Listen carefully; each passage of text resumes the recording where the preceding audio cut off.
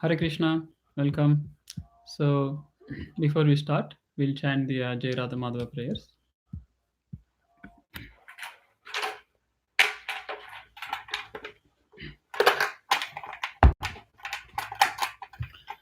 Jai Radha Madhava Kunja Vihari Jai Radha Jai Radha Madhava Kunja Vihari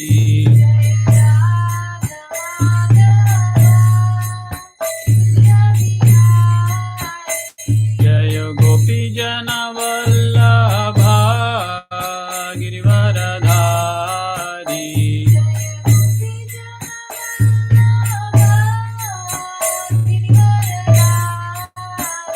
Jai Gopi Jana Vallabha Girivaradhari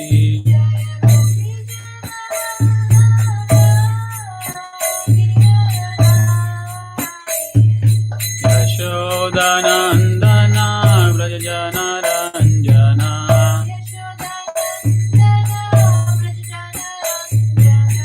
Yashodanandana Vrajajana Ranjana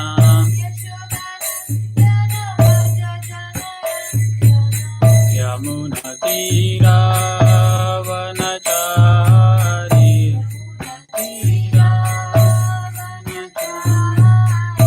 Jaya Radha Madhava Kunja Vihari Radha Madhava Kunja Vihari Jaya Gopi Jana Vallabha Girivaradhari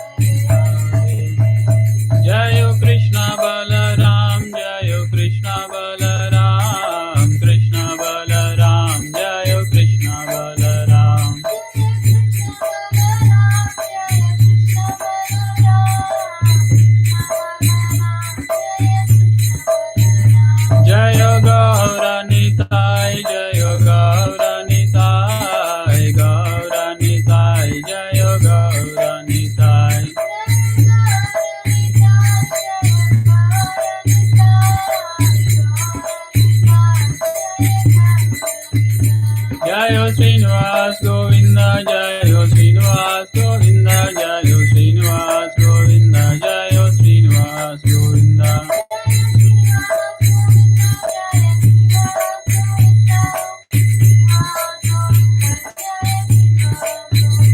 Jayo Prahlad Narsimha, Jayo Prahlad Narsimha, Jayo Prahlad Narsimha, Jayo Prahlad Narsimha.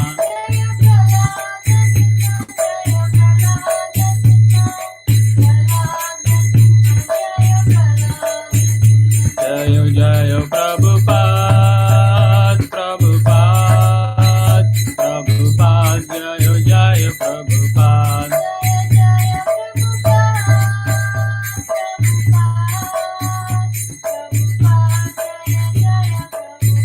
Nitai Gaura Hari Bol, Hari Bol, Hari Bol, Nitai Gaura Hari Bol.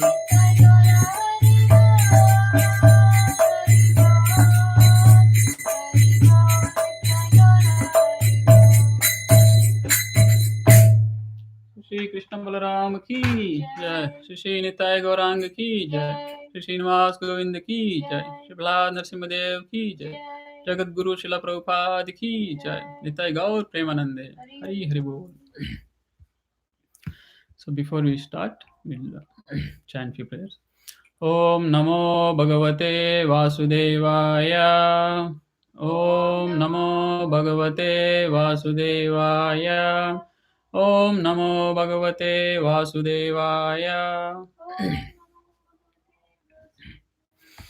So Hare Krishna, welcome to the Sunday discussion on Bhagavad Gita on behalf of Krishna Balram Mandir. So today we'll be reading from the second chapter of Bhagavad Gita, text number 14. So I will read the words, the word-to-word meanings, translation, and purport, and then we will discuss further into the purport. So the text 14 is Matra sparshastu kaunteya sitoshna sukhadukhada agama paino anityas tam satitakshasva bharata. I'll read the verse again. Matra sparshastu kaunteya sitoshna sukhadukhada agama paino anityas tam satitakshasva bharata. I'll read one more time. Matra sparshastu kaunteya sitoshna sukhadukhada agama paino anitya stam satitikshasva bharata. Synonyms: Matra, sensuous; Sparshaha, perception; Tu, only; Kaunteya, O son of Kunti; Sita, winter; Ushna, summer; Sukha, happiness; Dukha, giving pain; Agama, appearing; Apainaha, disappearing; Anitya, non-permanent; Tan, all of them; Titikshasva, just try to tolerate; Bharata, O descendant of the Bharata dynasty. Translation and purport by His Divine Grace Abhay Charnaravinda Bhaktivedanta Swami Srila Prabhupada ki jai. Translation: O son of Kunti, the non-permanent appearance of happiness and distress and their disappearance in due course are like the appearance and disappearance of winter and summer seasons.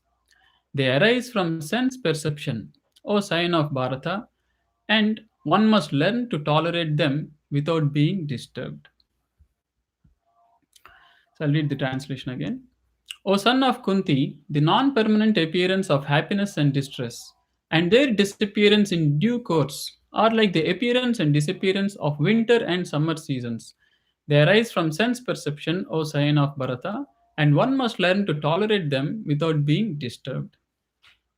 Purport: in the proper discharge of duty, one has to learn to tolerate non-permanent appearances and disappearances of happiness and distress. According to Vedic injunction, one has to take his bath early in the morning, even during the month of Magha, January, February. It is very cold at that time. But in spite of that, a man who abides by the religious principles does not hesitate to take his bath. Similarly, a woman does not hesitate to cook in the kitchen in the months of May and June, the hottest part of the summer season. One has to execute his duty in spite of climatic inconveniences. Similarly, to fight is the religious principle of the Kshatriyas. And although one has to fight with some friend or relative, one should not deviate from his prescribed duty. One has to follow the prescribed rules and regulations of religious principles in order to rise up to the platform of knowledge, because by knowledge and devotion only can one liberate himself from the clutches of Maya illusion. The two different names of address given to Arjuna are also significant. To address him as Kaunteya signifies his great blood relations from his mother's side, and to address him as Bharata signifies his greatness from his father's side. From both sides, he is supposed to have a great heritage. A great heritage brings great responsibility in the matter of proper discharge of duties. Therefore, he cannot avoid fighting. Thus ends the purport. ॐ अज्ञानतिमिरान्धस्य ज्ञानाञ्जनशलाकया चक्षुरुन्मिलितं येन तस्मै श्रीगुरुवे नमः। नमो विष्णुपादाय कृष्णप्रेष्ठाय भूतले श्रीमते भक्तिवेदान्तस्वामिन्निति नामिने। नमस्ते सरस्वते देवे गौरवाणी प्रचारिणे निर्विशेषशून्यवादी पाश्चात्यदेशतारिणे। जय श्री कृष्ण चैतन्य प्रभु नित्यानंद श्री अद्वैत गदाधर श्रीवासदि गौरभक्तवृंद। हरे कृष्णा कृष्ण कृष्ण हरे हरे, हरे Ram Ram Ram Hare Hare. Hare Krishna. Thank you for joining and welcome. So, in this text 14, in the second chapter, Krishna is giving a very essential instruction to Arjuna. As we know about the context at this point of time in Bhagavad Gita, in the first chapter, the battlefield of Kurukshetra has been described, and the various positions of the armies of the Pandavas and Kauravas. And towards the end of the first chapter, towards later part of the first chapter and the beginning of second chapter, Arjuna's bewilderment, Arjuna's disappointment, Arjuna's confusion has been described. Arjuna says that he is completely baffled because he has to fight his own people, he has to fight his grandfather, his teacher, his uncles, his cousins, his brothers. He just could not imagine how can any good come by killing my own people. That was his confusion. And then he had different reasonings like, oh, killing my own people is definitely, it's going to be sinful, and if I'm sinful, I will have to go to hell and I have to suffer in hell. And by killing the elderly people in the family, the religious activities, duties, the culture is lost. The women would be exploited, there would be unwanted population, and the whole society will become chaotic. And Arjuna was concerned that he would become the root cause of it, and he will dwell in hell forever because of that. So these were the reasonings Arjuna had. But Krishna had a completely different perspective. He did not at all accept any of Arjuna's proposal, and he directly chastises him. He uses very strong words. He says one of the first statement that Krishna makes in Bhagavad Gita in response to Arjuna's various statements. In the second chapter, 11th verse, he says, how come you're talking like this? A learned person does not at all talk like this. Indirectly he says what you're talking is like foolish, right? It's a very polished way of saying somebody a fool if you say, oh, you're not speaking like a learned person, right?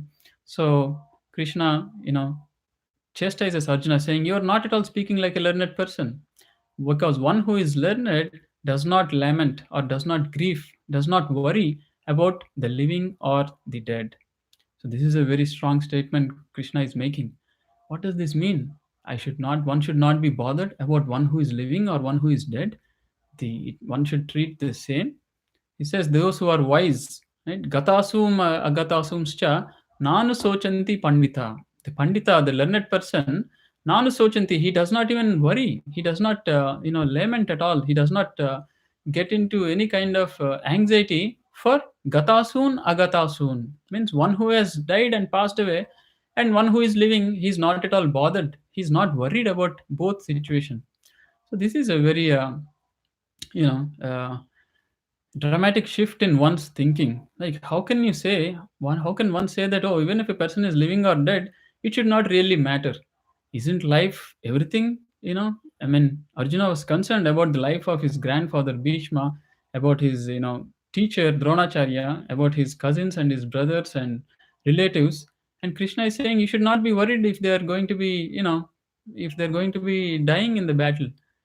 And then immediately Krishna gives the reasoning. Though it might seem very bewildering, it might seem very yeah, impractical to not be worried about people who are dying. How is this even possible, right? And then Krishna starts instructing in the spiritual science. What is the spiritual science? The spiritual science is the science of the spirit, not just the body.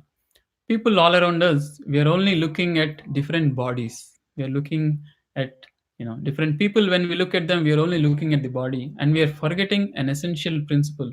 Or sometimes we are many of the people are not even aware of an essential principle behind the body. Within the body there is a soul, there is a driving force, there is the living force. Even science classifies as living being and dead being. When the life has left the body, it is called a dead body. And when the life is present in the body, the living force is present, it is called the living body. So the body is the same. When we see different people, we think of them as the body, but actually they are not the body. They are the soul within. They are the individual living force, the spirit soul within. And this knowledge, this science is either lost or unaware of or forgetful of, or one is forgetting, because of which they start thinking in the bodily concept of life, in the bodily platform. They think body is everything. If body is everything, when a person dies, the body is still there. Why are people not, okay with it? Right? They say, no, no, no, he has died. Well, the body is right there. This is no, he has left the body. That is when people sometimes realize that the person is not the body, he's something within the body. So that Krishna clarifies in the next verse by saying, you know, he gives reasoning why a learned person should not worry about a living person or a dead person. Why is it so? And the reasoning is immediately he says that you're thinking that all these people will die, but here is what is the fact. What is the fact? Krishna says in the 12th verse, never was there a time when I did not exist, nor you, nor all these kings, nor in future shall anyone of us cease to be. So Krishna is telling Arjuna that you're thinking these people will die, but here is a conclusive statement I'm making, a fact I'm presenting, that never will they all die. Never was there a time when they have, they will not exist either in the past or present or future. They're always present. They're always there. You're worried about death of something which death is nothing but the change of the body. And that's the next verse. Krishna is telling to Arjuna in the 13th verse, Dehinosmin yata dehe kaumaram yavanam jara. Tata dehantra prapti dhiras tatra namohyati. He's saying the embodied soul, the spirit soul within the body is actually the one living entity, and it's only the body that is changing. The body is changing from boyhood to youth to old age, and at the end of old age the soul actually changes to a different body. So it is the body that is constantly changing, the soul is consistent, and for the soul there is no life nor death. So you should not be worried about death at all. And then Krishna is here in this verse, he is mentioning a very essential principles, because these, they're troublesome, they seemingly they cause difficulties, and one has to tolerate these difficulties.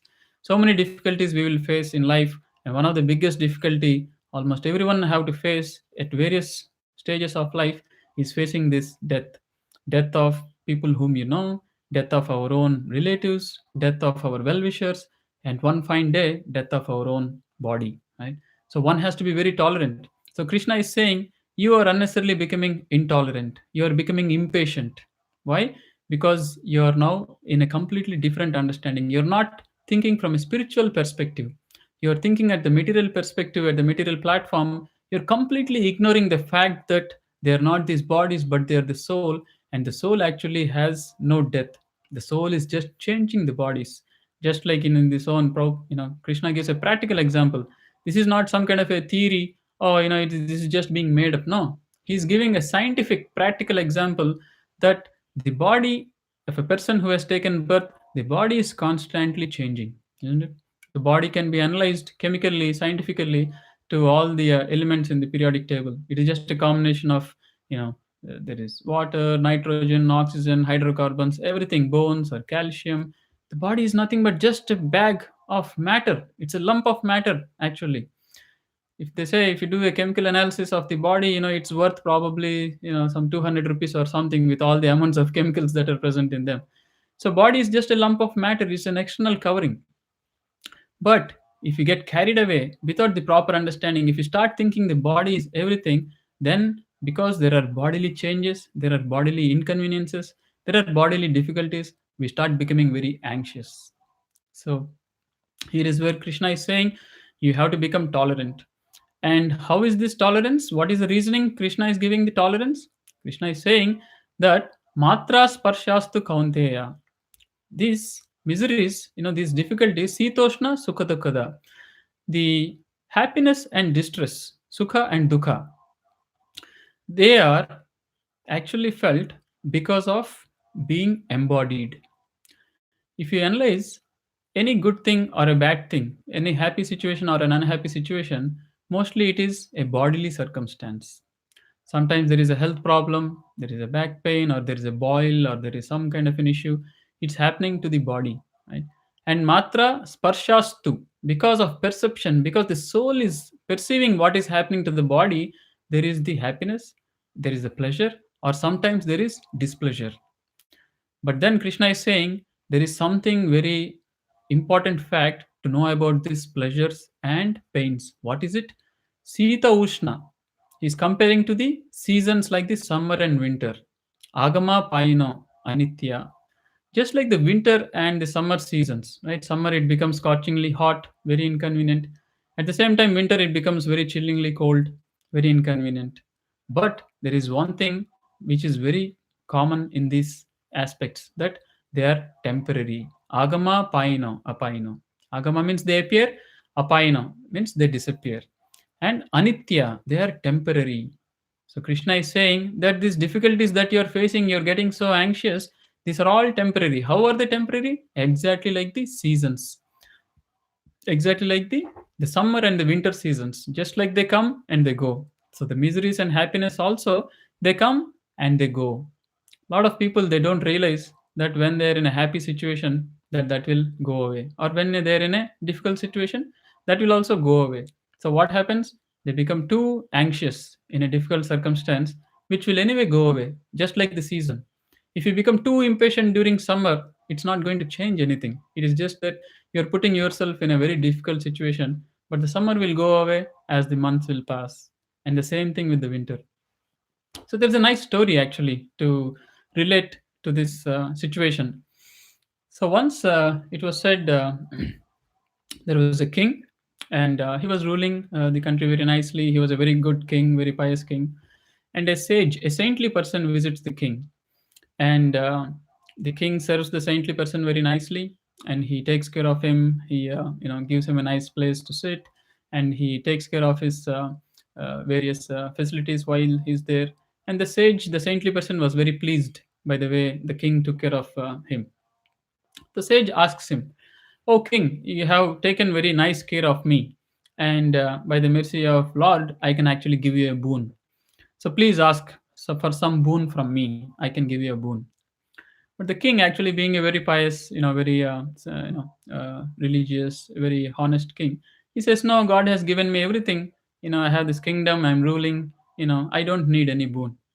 But the saintly person was persistent. "No, no, please, please, take some boon from me."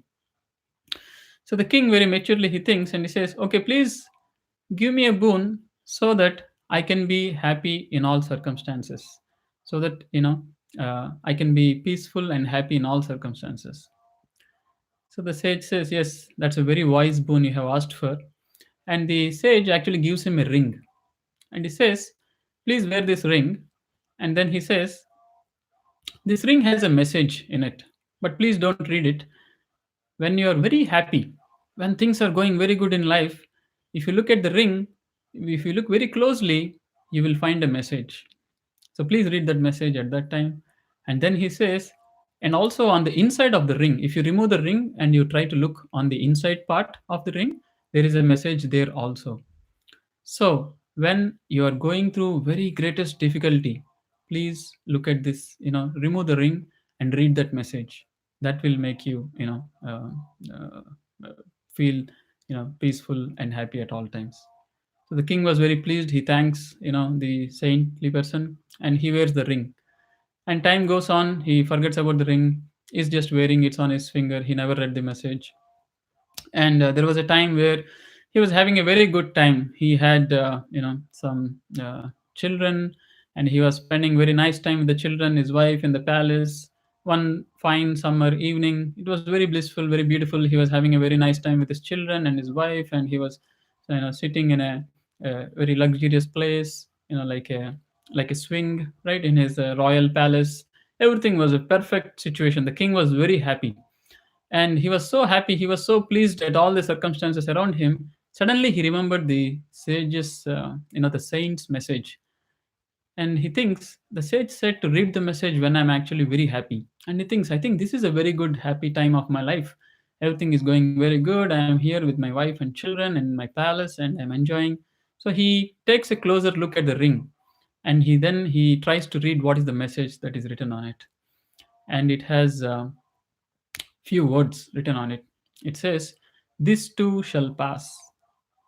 So the king suddenly comes back, to his senses, because he was too elated. He was very happy. He was very overjoyed in his circumstance, and suddenly he becomes a little composed, and he thinks about the message. Oh, it says, "This too shall pass." Oh, that means this is not eternal. This is not going to be like this all the time. This is a temporary situation, and he becomes composed.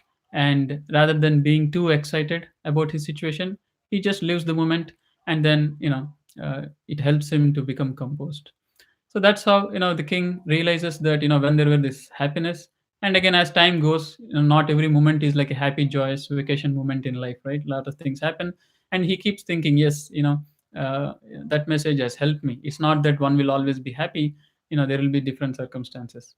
And then as time passes, all of a sudden, once he gets news that a neighboring king, a rival, an enemy, starts attacking the kingdom, and it becomes an anxious situation. The king immediately has to mobilize his military, his army, and then he goes, across the fort, and they start engaging in a war with the enemy. And the enemy turns out to be very strong, very powerful, and they're attacking. And a lot of their soldiers of this particular king, they died in the war, in the fight. And it very much looked like the king was losing the battle. And he was very anxious. He was very disappointed. He was thinking what to do to win this battle, and he was thinking that he might even lose his life, and all he has earned and lived and everything, he might lose it. And at this point of time, suddenly he again remembers the saintly person's instruction, that when he's going through very difficult circumstance, very painful circumstance, he asks him to read the message within the ring. So he then was curious to see what kind of a message would be in the ring, that could actually help me out at this point of time. So he takes out the ring, and he looks in the inside part of the ring to see what the message is, when I'm in difficulty. And it says the exact same message. It says, "This too shall pass." And suddenly he realizes, yes, yeah, this is also temporary. It is not that, this is a circumstance I'm going to be stuck in forever. I just have to do my duty. And then he gets up with greater vigor, and, with the knowledge that everything is temporary in this life. So then he mobilizes the rest of the army, whatever he has, with confidence, without anxiety, without mental, fatigue. He actually reorganizes his army, and he, with greater courage and confidence, with the fact that this is all anyway temporary, it's not going to be like this, things will change. And he fights with greater valor and, strength and courage, and actually turns out to be victorious. And the enemy will realize that, their army is way too determined to, even though they are less, we are not able to penetrate them. And the enemy gives up, and he actually goes away. And the king, becomes victorious, and he was able to safeguard his army. So the message, in the story, we see that the king was able to maintain his composure and did not get carried away by the circumstances, and was still able to do his duty by just realizing one fact, that all the circumstances, even the painful circumstance or the happy circumstance, are temporary, and it's only matter of time. This too shall pass. This too will go away. So, in the same way, Krishna is also telling the same thing here to Arjuna, helping him to perform his duty without getting disturbed or without getting anxious about the temporary difficulties or happiness in this life. And one of the thing with difficulties, one of the thing with painful situations in our life, they come without asking, right? Today we are in this coronavirus lockdown. Nobody wanted it, right? But they come without anybody's knowledge, without anybody wanting it. They just come and knock at our door. They present themselves, and we are faced with them. And the Vedic scriptures in the Shastras, it is said that even the happiness, just like the distress, just like the disturbances in life come without asking for it, without desiring for it, it is said that even the happiness will come on their own without desiring for it. And we can all analyze our own lives. So many of the happy circumstances or happy moments or whatever, the non difficult situation in life, we have actually not everything has been planned, right? They just happen. It could be part of your childhood, being part of a community, being part of a society, being part of a nation. There are some conveniences which you need not really have to work very hard. They just come about, and then they sometimes go away also. In the same way, the difficulties come and go away in our life without asking, just like the summer and winter season. The happiness also would come and would go away.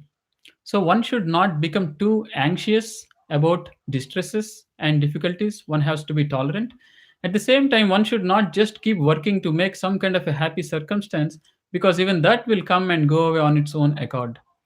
Just like there is a nature of this earth, like there is a summer and winter season. In the Vedic literature, it is said that every individual being, all of us, have our own nature determined. There are seasons, different seasons, where we will also face like summer and winter seasons. We will also face difficult times in life, and we will also face comfortable times in life. But it varies by person to person. That is the difference. And how do we know that? The astrology, the Jyotish Shastra is actually a practical proof of that. Every individual person, they can make a chart, and they can say, at this point of time, you will be facing some difficulties, and at this point of time, you will be facing, some comfortable situations, some pleasant surprises, some happy situations. And if you analyze an individual person, he just has to go on doing his duty. These things would come and go on their own. But one who does not know this, he will unnecessarily be struggling to create a happy circumstance. But if he is destined to suffer, no matter what, he will go through difficulty. Just like sometimes we hear people plan for a very nice vacation, they make so many trips and plans, and they wanted to be happy for the whole 1 week of vacation. Suddenly somebody falls sick in the vacation, and they have to end up going to some kind of a hospital in an unknown place, in unknown situation, and deal with so many things, and the whole trip is sometimes ruined, and it becomes just uh, instead of a vacation, it becomes a very difficult experience. So in that way, we can see that if we are destined to suffer, even if we plan a vacation, we'll still suffer there. And if you're destined to be happy and face some good times, even if we don't plan anything, things will still go. Then the question would come, then what is it that we should be working towards? In the life, everyone is working towards being happy. Shouldn't we be working towards being happy? Should we just leave it? What should we be working towards? That is the question that Bhagavad Gita is trying to answer. In the purport, I will read out one line where the real activity, the real duty one should be doing, the purpose of our existence. The purpose of our existence is not just to create some kind of a temporary, comfortable situation, not looking forward for some temporary, short term happiness, but there is something else one should be working towards. And that is where this knowledge of Bhagavad Gita comes in. So, here in the purport, Prabhupada is clearly saying one has to follow the prescribed rules and regulations of religious principles in order to rise up to the platform of knowledge. Because by knowledge and devotion only, one can liberate himself from the clutches of Maya. So, this is the essential point. In the whole verse here also, it is being said we have to be tolerant. Tolerant for what? There should be a purpose, right? Let's say if you're taking a train journey from, say, Bombay to Delhi, and we our destination is Delhi, and let's say that's where we live, and the compartment that we get and the berth that we get, it's not a very comfortable, it's not a very convenient situation. Now, what do we do? Do we now try to find the TC and stop the train and stop the whole situation, create a big issue, a situation of not having a very good comfortable seat, or we just tolerate and we move on because we know it is just a 10 or 12 hour journey. I just have to get along, get away from this, and I need to reach my destination. Once I go to my destination, I don't have to worry, right? So when there is a reasoning, when there is a backing of knowledge, when there is a purpose, and when there is a real purpose in life, that gives us the strength to be tolerant. You can take another example. If a person, all of a sudden he wakes up and suddenly he sees someone is poking him with a injection, he would get completely panicked. What is this happening? Who is this person? Why is this being poked into my body? What is this? Right? There's a lot of panic and anxiety. And suddenly, if he sees one of his own person, and he says, "Okay, okay, calm down, don't worry. You had unknowingly fainted, and we had brought you to the hospital. He's an expert doctor. He's just going to analyze, and we have found so and so problem in your body. Some blood levels or something was low, and he's giving a nice injection, which will actually cure you and heal you, and you can be back to normal soon." Immediately, all the panic of somebody, an unknown person, poking me with something dangerous and piercing and hurting me, immediately all the panic goes away. Why? Because we know the purpose behind it. We know that this is happening for my good. The doctor is my well wisher, and we will tolerate for that towards to serve the ultimate purpose, that is to become cured, to become healed. Right? In the same way, our life, we have to tolerate various circumstances, but why? We need to have an ultimate purpose. If the purpose is not there, we don't have a reasoning why I should tolerate, what I should be doing. And that purpose is given here is to rise up to the platform of knowledge. So one of the first thing is to rise up to the platform of knowledge. We have to rise up to the knowledge of our spiritual existence. And why should we rise up to this knowledge? This Bhagavad Gita is all about this knowledge, the spiritual knowledge, so that one can liberate himself from the clutches of Maya. So this is the main reason why we should be tolerant in life. Just like the person in the train is tolerant because he needs to go to his destination. I don't want to be bothered about this particular berth or this particular compartment. I just need to go to my destination. If that purpose is strong, it gives him the strength to be tolerant. In the same way, our strength for our tolerance should be for this purpose, to liberate ourselves from the clutches of Maya. In the Vedic scriptures, the purpose of life is mentioned in four stages. It said dharma, artha, kama, moksha. Dharma is performing religious duties. Artha is accumulating assets or various kind of money or finances. And kama is satisfying one's desires in this material life. And moksha, one should work ultimately towards moksha. And unfortunately, this is something not many people are thinking about. Today's life in the modern world, it has become dharma, artha, kama. That's it. You do your duties, you work hard, you earn money, artha, and kama, you satisfy your desires, and that's about it. But unfortunately, they're only being baffled by these attempts because towards the end of life, one has to lose everything one has accumulated. And what he was looking for, that permanent, settlement or a permanent state of happiness, one is not attaining. Why? Because they have completely forgotten about the aspect of moksha, liberation. What does this moksha mean? What is this liberation all about? Prabhupada in the purport is very nicely saying it is one should liberate himself from the clutches of Maya, illusion. So this is our situation. We are in an illusion. We are in Maya. This material world is known as actually a world of Maya. We are all under illusion. Martya Loka means where there is death, and also we can also say it is like a Maya Loka. We are completely in illusion. What is the illusion? The illusion is what we talked about in the beginning. We think we are this body. Prabhupada gives an example during his times. In India, especially, there are these rickshaw drivers, right? The people who drive the rickshaws, they're very poor people, and there are these rich, expensive cars also. So once a person was driving in a very expensive car, and in India there is traffic and there are no proper lanes, and a rickshaw, a person who was driving a rickshaw, had come in front of him because of which he had to stop, and it was blocking his way. So he would pull down the window and he would say, "Hey, rickshaw, please Move away from here, let me go. Right? See, addresses him as rickshaw. Just because he is driving the rickshaw, he is identifying him with the rickshaw. And because he is in an expensive car, he identifies himself with the car. And if something happens to that expensive car, he becomes very morose, very disappointed. Right?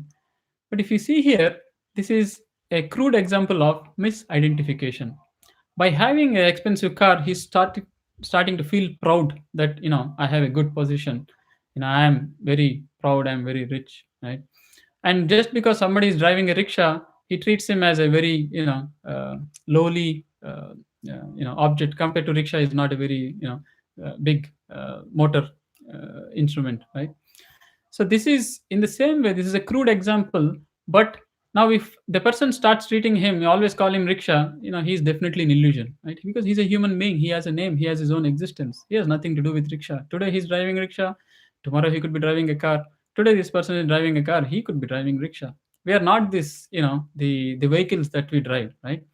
In the same way, the illusion, the Maya, is that we all think we are this body, and this illusion we have to come out.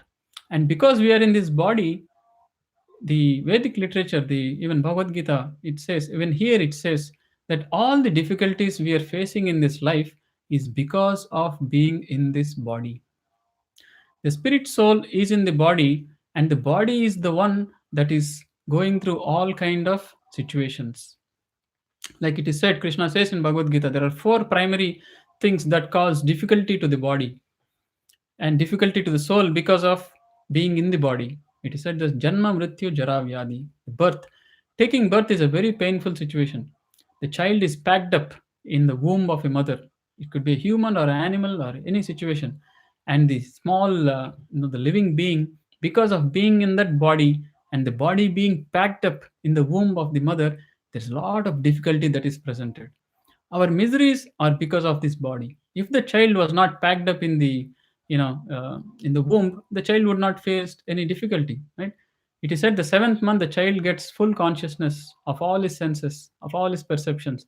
But then till the ninth month, end of the ninth month, the child even cannot come out. So he feels so much inconvenience. So the birth is a very big inconvenience. And again, why? Because the soul is within this body which is being packed up. There is an inconvenience felt by the soul. And then Janma, Mrityu, Jara, Vyadi, there is old age and there is disease. What gets disease? Let's say if there is a disease that comes, right? We take example, this coronavirus is going on. What happens when the disease, the body is what starts becoming dysfunctional, right?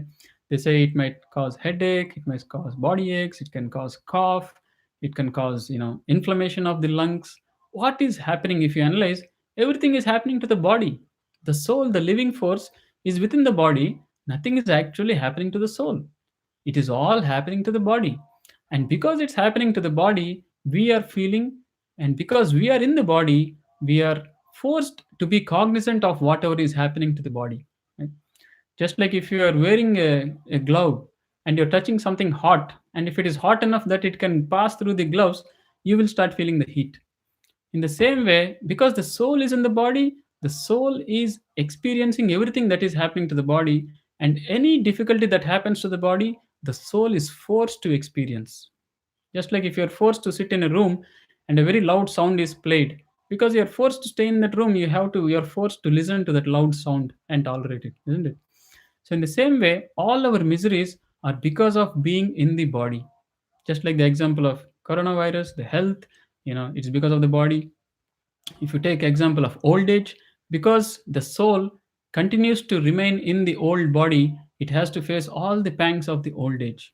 And ultimately the death is such a pain of losing everything, again because of being in the body and losing the body. So the Vedic literature has analyzed and has given a clear direction that the root cause of all our problems is because we are in this body, we are in this temporary body which is subject to all kinds of miseries, and we are forced to experience all those miseries because we are in this body. And that is what liberation or moksha means, is to free the soul, is to free oneself from this body and to transfer himself to a completely different body which is called a spiritual body. The current body in this material world we all have is a material body. It has three characteristics. It is opposite to the spiritual body. It is that the spiritual body has three characteristics, and the exact three opposite of those three characteristics is the material body. And what are the three characteristics? If you understand the characteristics of the soul, which we can actually relate to, which is what we want, the opposite of that is the material body. So it is told, the word used is Satchit Ananda. Sat means eternal. We want to be eternal, right? Doesn't this quality sound good? Who wants to die? Nobody wants to die. We all want to live eternally forever. We just don't like this death. We don't like anything that is temporary. We want it. We want our existence to continue. But so that is a quality of a spiritual body. But today we are in a material body which is asat. So that is one problem of this material body, asat. That is why there is a prayer, asatoma. Why is the prayer in the Vedic literature? I don't want this temporary circumstance. I don't want to be in the temporary body. Asatoma sadgamaya. Please help me, oh my Lord, to put me in a situation which is eternal, not which is temporary. Right? So that is the first problem. Sat. And the second characteristic of the spiritual body and the soul is chit. Chit means full of knowledge. And the material body, unfortunately, it is achit. Achit means full of ignorance, not enough knowledge. Just like our own existence, we don't have correct knowledge of anything. We don't even know how our body works. We don't know how the food we eat is broken down into different proteins or minerals and juices, and how the body digests. We have no idea of anything. We have no idea. When we look in the sky, when we look at all these different stars, we have no clue where we are. What is the purpose of our existence? What is this one planet among a solar system, in a galaxy, in a universe? We have no clue. We are in total ignorance. So this is achit. But chit is the quality of a spiritual body in a spiritual world. That is the nature of the soul. That is why we are all inquisitive for knowledge. We want to know what is happening. We want to know more and more. Why? Because that is the original nature of the soul, to be eternal and to be full of knowledge. And the third characteristic that is mentioned is Ananda. Satchit Ananda. Ananda means blissful, happy. That is why the soul always wants to be happy. That is why we all always want a happy circumstance. Whenever there is an inconvenience, we immediately try to create a convenient circumstance. We want to be happy. But this material world and the material body is Nirananda. It is always causing difficulty, right? And our body is the major source of Nirananda. Because we are in this body, every morning we get up, the body unfortunately has perspired overnight and is stinking. The mouth is stinking. We don't like it. So we have to brush our teeth, we have to take shower, we have to use shampoo, we have to use soap so that we can become little comfortable. It is Nirananda. And then as the body becomes, during the day, it will become hungry. Hunger is not for the soul. Hunger is for the body. There is no food in the body. It starts starving. It starts becoming weak. You start feeling fatigue. Why? Because you are in this body. So you have to feed the food into the stomach.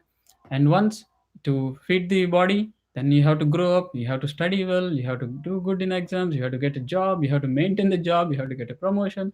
You have to do so many things just to maintain this body. Otherwise, a small mistake can become a big source of misery, isn't it? If you go to a restaurant and you order food and you're about to eat, immediately someone says, "No, no, don't eat that. We just found out that there is food poisoning and it can cause a lot of trouble." Immediately you leave it away. No, no, I don't want to eat. Why? Because if food poisoning happens, your stomach will be in trouble, your body in trouble, you'll be hospitalized, you'll have to take medicines. So this body is the source of all kinds of miseries. And this knowledge we have to cultivate, that this being in this body is the root cause of all miseries, and the solution and the moksha and the liberation is actually working towards getting a spiritual body. If my body is always changing, and at the end of life, if I'm going to get another body, the question should be, why not get a spiritual body? Why should I keep taking material body, which is constantly giving me these kind of troubles? That is what is called Atato Brahma Jignasa. We have to find out about spirituality. And for that knowledge, Tat Vijnanartham Sa Gurumeva Abhikachet. So we have to go to a guru, we have to go to a spiritual master for that knowledge. Which knowledge? The knowledge which can liberate oneself. And what does this liberation mean? Liberating oneself from the material circumstance, from a material body, and being able to place oneself in a spiritual body, in a spiritual world. and that world is called Vaikuntha, where there is no anxiety. So this is the reason, this is the purpose why we should be tolerant, and what should be our primary purpose of life is to work towards liberating ourselves from this material clutches of Maya, this illusion. And that is the whole science that is presented in Bhagavad Gita. How we can systematically, step by step, understand our material position, understand our spiritual position, and how we can transfer ourselves from a material position to a spiritual position, and how that is possible, and how to ultimately attain that mukti. That mukti, that liberation, is actually not an artificial position. That is our real position. And being in this material world in the body is an artificial situation. Just like we generally try to be comfortable, at any point of time, some uncomfortable is there. That is an artificial thing, like in the train journey, right? Generally, that's not how we maintain our house. Generally, we keep it very neat and clean and comfortable. But the train, sometimes it's not comfortable. So this material situation is a temporary circumstance. We have to get out of it. Just like the person has to get down off the train and go to his destination. If he sticks in the train forever, he will only be suffering in a very uncomfortable situation. So it is said, mukti, liberation, is nothing but attaining our original position. Mukti hitva anyata rupam swarupena vyavastiti. This is the definition given for mukti. Mukti means mukti hitva anyata rupam. It is not taking any other form but swarupena avastiti, coming back to our original position. So this mukti is going back to our original position, going back to the spiritual world, going back to Vaikunta, and that is possible when we re-establish our relationship with Krishna, because Krishna or Narayana is the Vaikunthanatha. He is the Lord of Vaikunta. When one actually surrenders to the Lord, when one becomes agreeable to be under the subordination of the Supreme Lord and serve Him rather than serve Maya, that is when one can attain liberation. And the service of the Lord is a loving service. But the service in the material world is a painful service. Right? One serves the boss not very happily, very lovingly. It is painful. Just for the salary, one serves the boss. But in the Vaikunta, one does not serve Lord for any salary or for anything. They serve the Lord out of love. Because the relationship with the Lord is a loving relationship. Why? Because Lord is our original Father. Krishna says in Bhagavad Gita, Aham bija pratapitaha sarvayonishu kaunteya. Of all the species, Aham bija pratapitaha. I am the seed giving Father. So we have to realize our relationship with Krishna, who is our true Father, and we have to revive our loving relationship with Him. And that is how we can actually transfer ourselves back to the spiritual world. And the process in Kali Yuga is very easy. It is also mentioned as Yuga Dharma in Kali Yuga. It is said, Harer Nama, Harer Nama eva kevalam, Kalau Nastieva Gatiranyata. So we are in this Kali Yuga, Kalau. Harer Nama, Harer Nama, Harer Nama. Only by the holy name, Harer Nama, Nama of Hari, Nama of Krishna or Narayana. Kalau Nastieva. There is no other way, no other way, no other way. So the simple answer to attain moksha, to attain mukti, to go back to the spiritual world, to re-establish our relationship with our original Father is Harinama, is the chanting of the holy name of the Lord. And in this time and age, it has made very easy, very pleasant, very blissful to take up this process of the chanting as given by Swami Prabhupada, as given by Lord Chaitanya, who is none other than Lord Krishna, is to chant the Hare Krishna Maha Mantra. Hare Krishna, Krishna Krishna, Hare Hare, Hare Rama, Rama Rama, Hare Hare. By chanting this mantra, one can attain the topmost position of liberation or mukti. Just by chanting this Maha Mantra, one will become freed from the conception of material life. One will be freed from the material pangs. One will be freed from the material body. One will be transferred to the spiritual world. One will get a spiritual body, and one will happily exist in the spiritual world, in the Vaikuntha Dhama, without any anxiety, in Sat Chit and Ananda, eternally, with full of knowledge and with full of bliss. And that is the purpose of life, and that is the purpose of the spiritual knowledge and Bhagavad Gita. So we request, I'll stop here, request all of you to please take up this chanting and cultivate the knowledge of Bhagavad Gita. Regularly, one should read Bhagavad Gita every day, and every day one should chant the Hare Krishna mantra, minimum 108 times. or as many times as possible one should chant, and that is the way of ultimate success. But for all this, having this purpose in mind, we all should be very tolerant in all circumstances. So I'll stop here. Thank you very much. So there will be a live streaming of the Arati in few minutes. So please, check the channel for another link. Thank you. Hare Krishna.